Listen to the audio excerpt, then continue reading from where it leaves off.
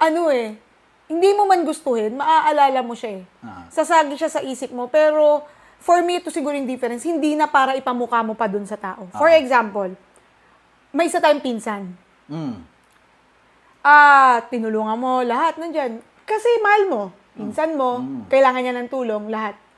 Dumating yung time, tinalikuran ka, ganun-ganun lang, and worse, kwinento ko pa ng hindi maganda. Hindi na para labanan mo pa yung, ako nga yung nag-ano sa kanya ganyan-ganyan eh. Alam mo ito yung natutunan ko to one of my friends.